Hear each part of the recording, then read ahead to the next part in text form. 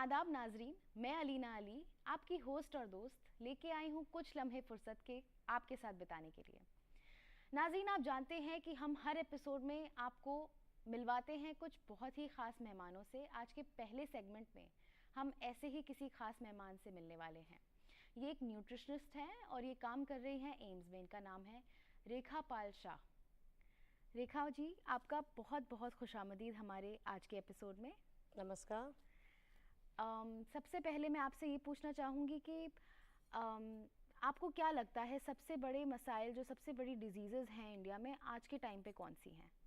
देखिए, अगर हम आजकल की बात करते हैं तो आपने देखा है कि आजकल की भाग दौड़ की ज़िंदगी में हम किसी के पास भी अपने के लिए टाइम नहीं है और हम अपने खान पान और बाकी चीज़ों पे टाइम नहीं दे पाते हैं।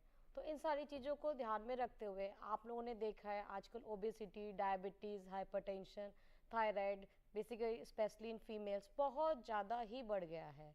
तो इन सारी चीज़ों को हमें ध्यान रखना चाहिए कि हमें थोड़ा थोड़ा अपनी डाइट में मॉडिफिकेशन करें, एक्सरसाइज करें, और हम इस तरह से अपनी डायबिटीज़, हाइपरटेंशन, थायराइड, बाकी चीज़ों को हम कंट्रोल कर सकते हैं। मैं जानना चाहूँगी कि थायराइड एक्चुअली में है क्या, क्योंकि कई लोगों को पता नहीं होता कि थायराइड क्या होता है। ये बहुत अच्छा क्वेश्चन पूछा आपने। बेसिकली हम फीमेल्स कहते हैं हमें थायराइड की प्रॉब्लम है, या आप किसी से आम बोलचाल की भाषा में बात करते हैं तो थायराइड प्रॉब्लम है, लेकिन एक्चुअल में हमें पता ही नहीं होता है कि थायराइड प्रॉब्लम होती क्या है। बेसिकली हमारे गले में एक बटरफ्लाई शेप की ग्लैंड होती है जिसको हम थायराइड ग्लैंड कहते हैं। एक आम भाषा में हम समझे तो एक ये इंजन होता है हमारी बॉडी का। अगर ये इंजन अच्छे से काम करता है तो हमारे हार्मोन्स का सिक्रेशन सब अच्छे से होता है। ये ग्लैंड जो होती है हमारे बॉडी मेटाबॉलिज्म, आपकी हार्ट बीट और आपका एंजाइटी, वेट लॉस, इन सारी चीज़ों में काफ़ी हेल्पफुल है। तो इन सारी चीज़ों को देखते हुए अगर ये ग्लैंड से हार्मोन ज़्यादा सिक्रीट होता है तो इसको हाइपरथायराइडिज्म कहते हैं। अगर इस ग्लैंड से आपका हार्मोन का सिक्रीशन कम होता है तो इसको हम हाइपोथायराइडिज्म कहते हैं। बेसिकली हाइपो एंड हाइपर दो तरह की प्रॉब्लम होती है। अब ये देखना है हमें कि जब किसी भी फीमेल को कुछ प्रॉब्लम होती है तो जनरली उसको आपने देखा होगा घबराहट हो रही है, एंजाइटी प्रॉब्लम्स हो रही हैं, आपके पीरियड्स एबनॉर्मल हो रहे हैं, हार्ट बीट बढ़ रही है।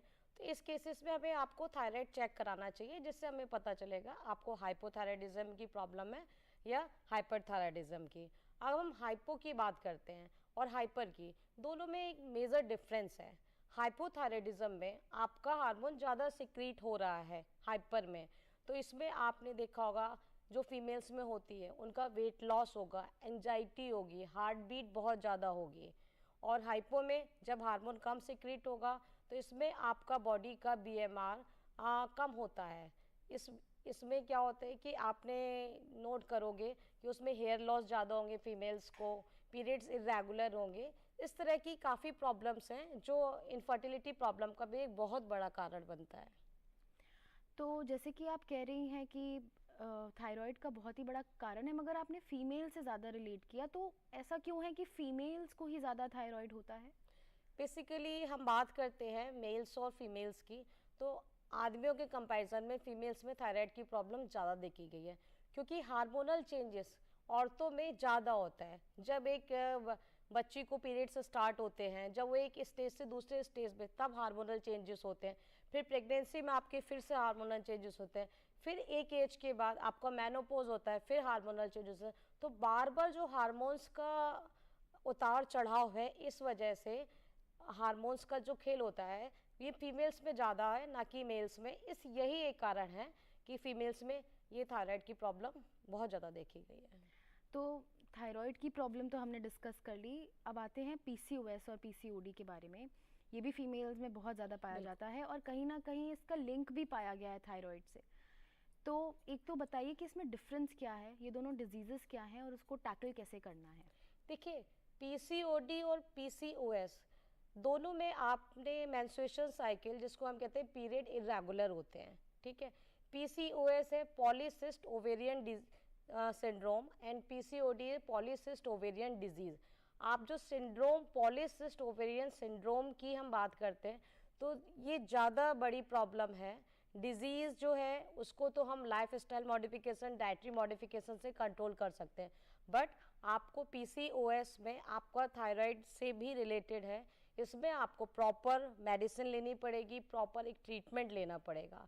सो PCOS is more critical than PCOD, but हाँ दोनों ही केसेस में मेंस्ट्रुएशन साइकिल आपकी इरेगुलर हो जाती है, कभी हैवी ब्लीडिंग होती है, किसी का अगर मेनोपॉज होने वाला है, डिपेंड ऑन एज, एज किस एज में है उसके ऊपर डिपेंड करते हैं। हाँ बट आपकी साइकिल्स इरेगुलर बिल्कुल होती है। उसको टैकल कैसे किया जाए, क्योंकि ये एक लाइफस्टाइल जैसे आपने कहा डिजीज़ है, तो क्या आप अपनी डाइट से कर सकते हैं, क्या एक्सरसाइज बहुत ज़रूरी है? आपने ये भी कहा कि एंजाइटी और स्ट्रेस से थायराइड भी होता है, तो क्या पीसीओएस भी कुछ कम हो सकता है कि आप कम एंजाइटी और स्ट्रेस लें? देखिए जैसा मैंने अभी आपको बताया, पीसीओएस में आपको मेडिसिन लेना जरूरी है, उसको आपको medicine plus diet plus exercise तीनों का कॉम्बिनेशन है, वो बहुत ज़रूरी है। आप अपनी लाइफ स्टाइल मॉडिफिकेशन लाइक आपको डेली एक्सरसाइज करनी है, आपको अपनी मेडिसिन टाइम पे लेनी है, और आपको डाइट में प्रोसेस्ड फूड जो है, आपको जंक फूड जो है, थोड़ा सा हमें वो सारी चीज़ें अवॉइड करनी है। बट पीसीओडी में क्या है, आपको सिर्फ डाइटरी मॉडिफिकेशन एंड एक्सरसाइज, आप अपनी थोड़ी सी फिजिकल एक्टिविटी बढ़ाइए। अगर आप बिल्कुल, क्योंकि आजकल ये आपने देखा है भाग दौड़ की ज़िंदगी में हम औरतों के पास, हम फीमेल्स के पास अपने लिए बिल्कुल टाइम नहीं है। हम सुबह से लेकर शाम तक सिर्फ अपने, अगर आप वर्किंग वूमेन हैं तो आप बाहर काम करते हैं, घर जाते हैं, आपके पास फिजिकल एक्टिविटी का समय ही नहीं मिलता है। तो इस मतलब इस इतनी अपनी बिजी लाइफ में से हम एटलीस्ट 30 मिनट्स अपने लिए निकाल सकते हैं। हम मॉर्निंग में वॉक कर सकते हैं, उसके अलावा हम डाइटरी मॉडिफिकेशन जैसे जंक फूड को हम अवॉइड करें, कोशिश करें जो भी हमारे पास ऑप्शन है उसमें हेल्दी ऑप्शन को चूज़ करें, ना कि जंक फूड को। प्रोसेस फूड हो गया, एक्स्ट्रा शुगर, एक्स्ट्रा सॉल्ट, ये सारी चीज़ें हमें अवॉइड करनी है। इस तरह से हम काफ़ी हद तक पीसीओडी को कंट्रोल कर सकते हैं। ये प्रॉब्लम जो है सिर्फ अडल्ट्स में नहीं, बच्चों में भी देखी जा रही है अब, क्योंकि ओबेसिटी बढ़ रही है। गवर्नमेंट की भी गाइडलाइंस आई थी कि डायबिटीज़ बहुत बढ़ रही है बच्चों में, तो diabetes, PCOS, for that matter thyroid भी, उसको कैसे हम कंट्रोल कर सकते हैं थ्रू डाइट, एक्सरसाइज बच्चों में? देखिए बहुत अच्छा क्वेश्चन पूछा आपने ये। हम अब बच्चों की बात करते हैं, आपने देखा होगा आजकल चाइल्डहुड ओबेसिटी बहुत ही कॉमन और मतलब क्या है, हैप टॉपिक है। तो अगर हम देखा है आजकल के बच्चे ओबेस हैं जस्ट बिकॉज ऑफ वो अपने डाइट में हेल्दी न्यूट्रिशन नहीं ले रहे हैं, हेल्दी चीज़ें नहीं खा रहे हैं। हम देखते हैं बच्चे आजकल जंक फूड की तरफ बहुत ज़्यादा जा रहे हैं, तो यही एक रीज़न है। प्रोसेस फूड, चॉकलेट, चिप्स, आपका लाइक जूस हो गया, हम इन सबको थोड़ा सा, और ये बच्चे, इसमें बच्चों की गलती नहीं है, कुछ हद तक हम पेरेंट्स की भी गलती है। अगर हम खुद कहीं मार्केट में जाते हैं, हमें कुछ ड्रिंक लेने का दिल कर रहा है, एक बच्चा है जो कहता है कि मुझे ड्रिंक चाहिए, कोल्ड ड्रिंक ले रहा है, हम खुद कोल्ड ड्रिंक पी रहे हैं या कुछ एरेटिक ड्रिंक्स ले रहे हैं, तो हम बच्चे को नहीं मना कर सकते। हमें कुछ हेल्दी ऑप्शन सोचना चाहिए, जैसे हम छाछ ले सकते हैं, आपका कोकोनट वाटर हो गया, नींबू पानी ले सकते हैं, इससे आपको विटामिन सी भी मिलेगा, आपको विटामिन एंड मिनरल्स मिलेंगे, पोटेशियम मिलेगा आपको नारियल पानी से। इस तरह से हमें हेल्दी ऑप्शन के बारे में सोचना चाहिए। बच्चे जो फ्रेंच फ्राइज, वो जो भी आलू, इस तरह का कंजा, हमें चीज़ों को मॉडिफाई करना है। और जब हम अपने आप अपनी लाइफ में वो चीज़ों को अडॉप्ट करेंगे तो बच्चा खुद देखेगा हमारे पेरेंट्स अगर ये कर रहे हैं, इट मीन्स ये कुछ तो अच्छा है। बच्चे हमसे ही सीखते हैं, हम जो फॉलो करते हैं बच्चे वही फॉलो करते हैं। जानते हैं थोड़े से अब डाइट प्लान्स के बारे में। आप क्या बताना चाहेंगे कि एक क्विक कुछ टिप्स हो जो कि हम इंक्लूड कर पाएँ अपनी डाइट में इन सब प्रॉब्लम्स को लेकर के, और जो सप्लीमेंट्स लेते हैं लोग वो कितना असरदार होता है, क्या वो अच्छा होता है? क्योंकि हम यूजुअली जो खाना खाते हैं उसमें होता है न्यूट्रिशन, मगर वही है कि हम इंक्लूड नहीं कर रहे उसको डाइट में, तो क्या सप्लीमेंट्स एक प्रॉब्लम सॉल्विंग सोल्यूशन है इस प्रॉब्लम का? देखिए personally if you will ask me, I never recommend supplementation. I suggest कि आप normal healthy balance and nutritious diet ले लीजिए। आप लाइक एक दिन में ये सोचिए आपको एक फ्रूट्स ज़रूर खाना है, एक प्लेट सैलेड ज़रूर खाना है, वाटर इनटेक अच्छा करना है, आपको दही, लस्सी, छाछ, इस एनी फॉर्म आपको गट फ्रेंडली बैक्टीरिया लेने हैं, और आपको अपनी नींद प्रॉपर रखनी है, स्ट्रेस नहीं लेना है, और इसके साथ साथ कुछ फिजिकल एक्टिविटी करिए आप, चाहे मॉर्निंग या इवनिंग। मैं तो ये सजेस्ट करूँगी मॉर्निंग में एटलीस्ट 30 मिनट्स अपने लिए निकालिए, योगा या any kind of brisk walk. आप इसको देखिए अपनी लाइफ में ऐड करके इन सारी एक्टिविटीज़ और डाइट को, आपको बहुत अच्छा फील होगा। और बहुत ज़्यादा देर तक आपको भूखा नहीं रहना है, थोड़ा सा खाना है, बार बार खाना है। ये नहीं कि लाइक अभी आपने खा लिया देन आप 4-5 घंटे बाद खा रहे हो, ये आपको दूसरी प्रॉब्लम्स क्रिएट कर देंगे आपको, लाइक ओबेसिटी भी हो सकता है। लोग सोचते हैं कि हाँ हाँ हम अभी तो खाया नहीं हमने, ऐसा नहीं है, that will create some other problem. कोई डायबिटीज़ है तो वो हाइपो में भी जा सकता है। तो इसलिए थोड़ा सा खाना है, बार बार खाना है, 2-2.5 घंटे के बीच में कुछ ना कुछ खाते रहना है। मैं आपको बस एक छोटी चीज़ बोलना चाहूँगी, जो हमें अपने दिन की शुरुआत ना अच्छे से करनी चाहिए। आपका जो ब्रेकफास्ट होना चाहिए वो एक ऐसा होना चाहिए राजा महाराजा की तरह, और जो आपका लंच होना चाहिए ये एक मिडिल क्लास फैमिली की तरह, और आपको जो डिनर होना चाहिए वो एक एकदम गरीब इंसान की तरह जिसको खाने के लिए सिर्फ रॉ वेजिटेबल्स मिले। रॉ वेजिटेबल्स का मतलब है मेरा आपसे कि खीरा टमाटर सैलेड के फॉर्म में मिल रहा है, इस तरह से। और बीच बीच में कुछ ना कुछ खाते रहना चाहिए। कभी आपने रोस्टेड चना ले लिया, कभी छाछ ले लिया, कभी फ्रूट्स ले लिया, बट आपको अपने दिन की शुरुआत, बट हमारे क्या हो रहा है अभी, we don't have a time, तो हमारा डिनर हैवी होता है और ब्रेकफास्ट हम स्किप करते हैं। That is the big reason for obesity. हमको उस चीज़ को बहुत ध्यान रखना है। और अपने खाने में हो सके तो जैसे कि आपको चीनी कम लेनी है, मैदा से बनी हुई चीज़ें कम लेनी है। अब रस का मतलब मैं एक एग्जांपल दे रही हूँ, कुछ लोग कहते हैं मैंने रस खाया, आप कभी उस पर न्यूट्रिशन इन्फॉर्मेशन पढ़िएगा। रस में आप पढ़िएगा, उसमें अच्छी क्वालिटी का फैट भी नहीं होता है, दैट इज़ टोटली मैदा, उसमें शुगर कंटेंट ज़्यादा होता है। आप एक्स्ट्रा शुगर ले रहे हो, आपको लग रहा है आपने शुगर नहीं ली है, बट आपने एक्स्ट्रा शुगर ली है, वो आपको दिखाई नहीं पड़ रही शुगर। तो दोस्तों मैम ने बहुत ही अच्छी बात बताई है हमको कि डाइट कंट्रोल करनी है। सुबह हैवी ब्रेकफास्ट से शुरू करिए, दिन में थोड़ा सा अच्छी डाइट खाइए और शाम को सैलेड से अपने दिन का खात्मा करिए। मगर इस पे और भी ध्यान देने वाली बात यह है कि आपको योगा भी करना पड़ेगा, एक्सरसाइज भी करनी पड़ेगी, आपकी स्लीप भी अच्छी होनी चाहिए। यानी कि पूरा आपका जो एक दिन का शेड्यूल है वो एक अच्छा शेड्यूल होना चाहिए, तभी इन सारी प्रॉब्लम से आप निजात पाएंगे। थोड़ा सा मिथ्स के बारे में बात करते हैं। जैसे कि लोग अब आजकल कहते हैं सेंधा नमक खाना चाहिए। लोग, आपने जैसे बताया सप्लीमेंट्स आप नहीं रेकमेंड करती हैं, सेंधा नमक का बहुत आजकल चलन है। लोग कहते हैं फॉक्स नट्स खा लो, लोग कहते हैं ये खा लो वो खा लो।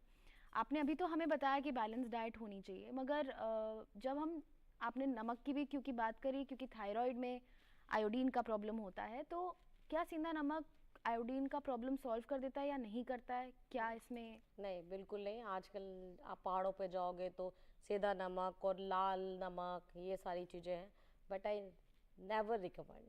आपकी बॉडी में आपने देखा है पहले एक बार आने वाले पहले वो गॉइटर की प्रॉब्लम बहुत कॉमन थी, गवर्नमेंट ने आयोडाइज सॉल्ट लाया है, तो उसके पीछे रीज़न है। अभी थायराइड की प्रॉब्लम बहुत, गॉइटर की प्रॉब्लम बेसिकली कम हो गई है। सादा नमक लेने से हमारी बॉडी में आयोडीन नहीं जाएगा और वो फिर हमारी थायराइड की प्रॉब्लम को एलिवेट करेगा।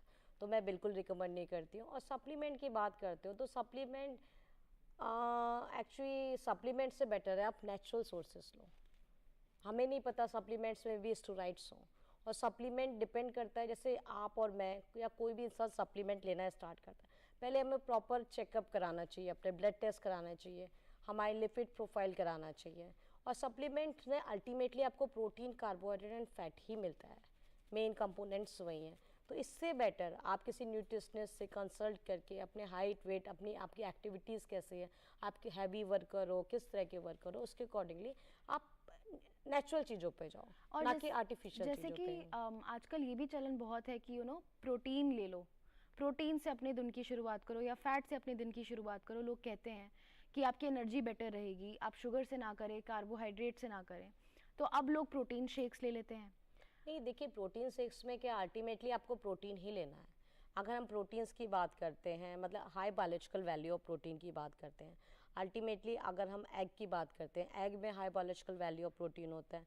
हम फिश ले सकते हैं, आपका चिकन ले सकते हैं, बट आपको ये ध्यान रखना है दैट शुड बी बॉइल्ड और रोस्टेड में। एक्चुअली लोगों के पास टाइम नहीं है, दे डोंट हैव टाइम, तो दे जस्ट वांट टू मतलब फाइंड आउट सम ईजी, तो they just take the protein shake and ultimately protein ही मिलेगा आपको, एंड वी नेवर नो उसकी अंदर क्या है। ठीक है, तो इट्स बेटर, और उसमें कुछ ना कुछ स्टेरॉइड्स डेफिनेटली मिले होंगे। अच्छा। तो मैं यही रिकमेंड करती हूँ कि आप नेचुरल सोर्सेज पे जाओ और उस पर ही ट्रस्ट करो। तो दोस्तों इसका ये मतलब हुआ कि हमको नेचुरली जो मिलता है खाना, जो खाने में हमारे न्यूट्रिशन मौजूद हैं, उनसे ही लेना चाहिए न्यूट्रिशन। सप्लीमेंट्स पे नहीं जाना चाहिए, प्रोटीन को अवॉइड करना चाहिए। अगर हम कुछ प्रोटीन से रिलेटेड खाना खा सकते हैं तो वो ज़्यादा बेटर है। सैलड खाना चाहिए, शुगर कम लेना चाहिए। इसी के साथ एक और बहुत इंटरेस्टिंग क्वेश्चन है कि आजकल डाइट्स बहुत तरह की हो गई हैं। डीएनए डाइट हो गई है, कीटो हो गई है, ओबेसिटी के लिए लोग बहुत कुछ फॉलो कर रहे हैं। तो आपका क्या, इंटरमिटेंट डाइट हो गई है, तो आपका क्या कहना है इस पे? कौन सी बेस्ट है भी कि नहीं, या सिर्फ घर का जो हम 2 रोटी चावल खाते हैं वो बेस्ट है? देखिए ये जो डाइट इतनी सारी आ गई हैं, मैं तो ये देखिए उससे क्या होता है जनरली आपकी क्या बॉडी को किसी एक स्पेशल न्यूट्रिएंट्स पे डाल देते हैं, बाकी न्यूट्रिएंट्स आपकी बॉडी को से हटा देते हैं। तो ऑटोमेटिकली क्या होता है आपका वेट रिड्यूस तो होगा, अच्छा होगा, लेकिन आप थ्रू आउट लाइफ उस डाइट पे नहीं रह पाते हो। आफ्टर समटाइम्स कुछ हो गया एंड ऑल, आपको एकदम बैलेंस हर चीज़ लेनी है, ठीक है। तो आफ्टर समटाइम्स आपका उतना ही वेट पुट ऑन हो जाएगा, and that is not the healthy way for weight reduction. बिल्कुल भी हेल्दी वे नहीं है। आपको नहीं पता आपका कोई ना कोई बॉडी का ऑर्गन इफेक्ट हो रहा होगा, वो आपको उस टाइम नहीं पता चलेगा, वो आपको कुछ समय बाद पता चलेगा। तो फिर लेकिन हम उसको डाइट को नहीं ब्लेम कर सकते। इसलिए जो हमारा साइंस बोलता है, अगर हमें वेट रिड्यूस करना है हमें हेल्दी ऑप्शन चुनना चाहिए, बैलेंस डाइट लेनी चाहिए। एंड ये इंटरमिटेंट फास्टिंग और जो आपने बताया कि कीटो डाइट, ये अच्छा वे नहीं है वेट रिडक्शन का। आपको अच्छे वे से आपको अपनी डाइट पे मॉडिफिकेशन करके स्लोली वेट रिड्यूस करना है। उसमें आपको थोड़ा सा टाइम लगेगा, हो सकता है आपका 1 महीने में 2 किलो वेट कम हो, एक किलो कम हो, that is okay, but that will be stable, वो आपका स्टेबल वेट होगा। और जो आप कीटो डाइट ये डाइट उसमें सडनली हो सकता है किसी केसेस में, not in all cases, but वो जैसे ही अब उस डाइट को छोड़ोगे आप ऑटोमेटिकली वेट गेन हो जाएगा और आपके दूसरे ऑर्गन भी इफेक्ट होंगे। तो हमें सही रास्ता चुनना है, थोड़ा सा डिफिकल्ट होता है सही रास्ता, आपको भी पता है, बट वो परमानेंट होगा, आपके लिए दूसरे ऑर्गन्स पे इफेक्ट नहीं करेगा और दूसरी बीमारियां नहीं लाएगा। और जो डीएनए डाइट के बारे में बात की थी आपने, शायद जीन की डाइट है basically DNA diet is a genetic based diet. उसमें क्या होता है हम आपके ब्लड टेस्ट करा के देखते हैं कि आपके बॉडी में कौन से न्यूट्रिएंट्स का कैसे मेटाबोलाइज हो रहा है, उसके depend. This is a personalised diet आप कह सकते हो। आपका डीएनए, मेरा डीएनए, सबका डीएनए अलग अलग है, तो मे बी आपकी बॉडी में उस किसी एक ही कंपोनेंट्स का दूसरी तरह से रिएक्शन हो, मेरी बॉडी का किसी तरह से हो। इसको हम अगर आम बोलचाल की भाषा में बात करते हैं तो स्ट्रेस में किसी किसी को बहुत ज़्यादा भूख लगती है, किसी किसी की भूख मर जाती है। अब मेरे को, जैसे मैं एक एग्जांपल दे रही हूँ, मेरे को स्ट्रेस में बहुत ज़्यादा भूख लगती है, तो ये बॉडी का रिस्पॉन्स है। इसी तरह जेनेटिक डाइट होती है कि किसी को किसी न्यूट्रिएंट्स का कैसा इफेक्ट हो रहा है बॉडी पे। तो क्या ये बेटर है फॉर थायराइड, डायबिटीज़, पीसीओएस, क्योंकि उसमें स्ट्रेस है, एंजाइटी है, तो ये वाली डाइट क्या उनके लिए बेटर होती है? देखिए प्रैक्टिकली बात की जाए तो ये पॉसिबल नहीं है, ठीक है। अब आप ये बताओ हमारे देश में जिस तरह से है, कितने लोग ये जेनेटिक बेस्ड डाइट फॉलो कर पाएंगे, ठीक है। तो आप उसके बेटर, फिर उसके बाद आपको फाइनली ब्लड टेस्ट ही कराना है। जो लोग फॉलो कर सकते हैं ठीक है, बट अल्टीमेटली आपको फॉलो डाइट ही करनी पड़ती है। बस हाँ, आपको ये पता चल जाएगा इस कंपोनेंट्स का इसका ज़्यादा इफेक्ट हो रहा है, तो ठीक है कर सकते हैं फॉलो, बट अगर आप परसेंटेज देखोगे तो बहुत कम है इसका परसेंटेज। जैसे हमारे हॉस्पिटल में कितने पेशेंट आते हैं, मैंने तो आज तक नहीं देखा कि जेनेटिक बेस्ड हम डाइट फॉलो कर रहे हैं। अभी तो नहीं है, इन फ्यूचर हो जाए तो पता नहीं। तो वो अभी हम ब्लड टेस्ट वगैरह देख के उनके लिपिड प्रोफाइल इफेक्ट है, थायराइड इफेक्ट है, डायबिटीज़ है, इसके ऊपर ही डिपेंड करता है बेसिकली। अच्छा, तो जैसे हमने डाइट्स को कवर कर लिया, सॉल्ट को कवर कर लिया, मैं चाहती हूँ शुगर को भी एक बारी हम कवर कर लें। आजकल शुगर के भी बहुत ऑल्टरनेटिव्स आ गए हैं मार्केट में, जैसे खांड हो गया, हनी हो गया, लोग मोंग फ्रूट का शुगर ऑल्टरनेटिव ढूंढते हैं या फिर शुगर फ्री भी लेते हैं। तो क्या ये बेटर है शुगर से, क्योंकि इंसुलिन तो सबसे हाइक हो रहा है? क्या ऑल्टरनेटिव है शुगर का, या शुगर लेनी ही नहीं चाहिए? नहीं, ऐसा नहीं है। देखिए हर कंपोनेंट जरूरी है हमारी लाइफ में, चाहे वो ऑयल हो, सॉल्ट हो, शुगर हो, मैदा हो, सब थोड़ा थोड़ा अमाउंट में ठीक है। बट अगर हम ये सोचें अल्टीमेटली है क्या हमारी बॉडी में, इन एनी फॉर्म, आप हनी भी लोगे, लाइक आप चीनी भी लोगे, किसी भी फॉर्म में लोगे, शुगर जा रहा है, कैलोरीज जा रही हैं, that is a simple form of carbohydrate.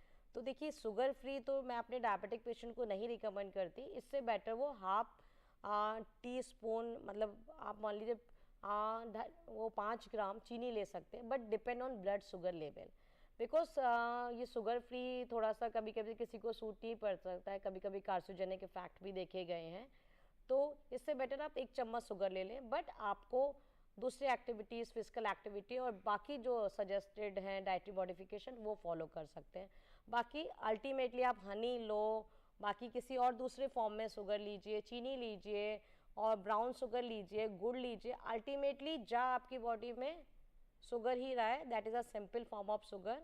और इवन हम डायबिटिक पेशेंट को भी नींबू पानी बोलते हैं, तो हम कभी ये नहीं कहते आप गुड़ के साथ ले लीजिए या नींबू आप लाइक हनी के साथ ले लीजिए, हम अवॉइड करने के लिए बोलते हैं। और एक लिमिट तक आप चीनी ले सकते हो, कोई हार्म नहीं है उससे।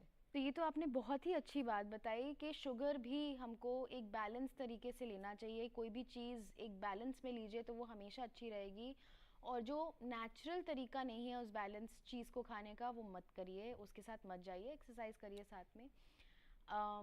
मैं इसके बारे में बात करना चाहूँगी कि क्या ये सारी डिजीज़ेज़ इंटरलिंक्ड हैं? क्या हम डायबिटीज़ और पीसीओएस और थायराइड की जो ये बीमारियां हैं जो ज़्यादातर फीमेल्स के लिए हैं, इनफर्टिलिटी भी, क्या ये एक दूसरे से लिंक्ड है?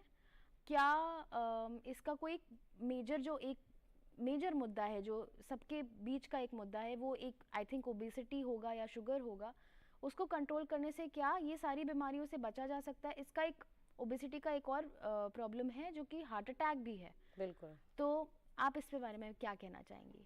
देखिए बिल्कुल सही बोला आपने। पहले तो देखिए हमारी फिजिकल एक्टिविटी बहुत कम हो गई है। दूसरा, हमारा डाइट में अब पहले की तरह हम हेल्दी बैलेंस और न्यूट्रिशियस डाइट नहीं ले रहे हैं। हम जंक फूड हो गया, या आप देख रहे हैं बहुत सारे ऐप्स आ गए हैं जिसमें हम ईजिली खाने कुछ नहीं है तो हम ऑर्डर कर लेते हैं नॉल, वो सारी चीज़ें भी इस प्रॉब्लम्स को एलिवेट कर रही हैं। और कहीं ना कहीं अगर हम डायबिटीज़ की बात करते हैं तो ये ओबेसिटी, क्योंकि हम अच्छे से खाना नहीं खा पा रहे हैं, फिजिकल एक्टिविटी नहीं कर रहे हैं, डाइटरी मॉडिफिकेशन नहीं हो रहा, हमारा एक्सरसाइज नहीं हो रही है, तो इसकी वजह से सारी चीज़ें लिंक्ड हैं। और थायराइड की प्रॉब्लम में भी आपने देखा होगा कि वो बेसिकली फीमेल्स में ज़्यादा है, मेल्स में कम है। बट हाँ, डेफिनेटली अगर एक फीमेल अपने डाइट में मॉडिफिकेशन करेगी, थोड़ी सी एक्सरसाइज करेगी, स्ट्रेस कोशिश करे, योगा मेडिकेशन करके थोड़ा सा स्ट्रेस को कम करने की कोशिश करें, तो थोड़ा सा हमें इससे बचा जा सकता है। हाँ, थोड़ा सा डिफ़िकल्ट है, मेरे लिए भी शायद बोलना आसान है बट फॉलो करना डिफ़िकल्ट है। बट हाँ, हम जो सोच लें वो हम करके दिखाते हैं। तो अगर हम सोच लें कि हमें ये करना है तो डेफिनेटली हम कर लेंगे, और इससे हम फिर आपको, क्योंकि इनडायरेक्टली आपकी बॉडी इफेक्ट हो रही है, और उसकी वजह से अगर आपके पीरियड्स इरेगुलर हो रहे हैं या दूसरी ओबेसिटी हो रही है, तो हमें फिजिकल अपीयरेंस भी बहुत मैटर करता है, तो हम काफ़ी चीज़ों से बच सकते हैं। तो हमें कोशिश करनी चाहिए कि जो मैं बता रही हूँ उन चीज़ों को थोड़ा डाइटरी मॉडिफिकेशन करके, एक्सरसाइज करें एंड ऑल करके, ये सारी चीज़ों को कंट्रोल में की जा सकती है। ये बहुत ही अच्छा मैसेज दिया आपने हमारे व्यूअर्स को। अगर मैं आपसे बोलूँ कि एक लास्ट मैसेज जो कि एक इम्पॉर्टेंट बात आप हमारे व्यूअर्स को बोलना चाहेंगी, वो क्या होगी? मैं आप सबसे यही कहूँगी, आप पहले तो कल से ही थोड़ी सी फिजिकल एक्टिविटी स्टार्ट करिए, मॉर्निंग से अपना दिन की शुरुआत बहुत अच्छे से करिए। एंड आप कोशिश करिए कि अपनी स्लीप प्रॉपर लें, एंड खाने में जो जो मॉडिफिकेशन मैंने बताए इन सारी चीज़ों को हेल्दी वे में एक्सेप्ट करें। और एक्सक्यूज़ नहीं दें अपने आप को या दूसरों को कि टाइम नहीं है, ये नहीं है। थोड़ा सा डिफ़िकल्ट है बट हाँ, कोशिश करें तो बिल्कुल आप कर लेंगे। और पानी ज़्यादा से ज़्यादा पिएँ, balance, healthy and nutritious diet दें, यही एक बहुत बड़ा रामबाण है हमें इन बीमारियों से बचने के लिए। मैम, आपका बहुत बहुत शुक्रिया आज हमारे साथ जुड़ने के लिए। फिर मिलेंगे किसी और मुद्दे पे चर्चा करने के लिए।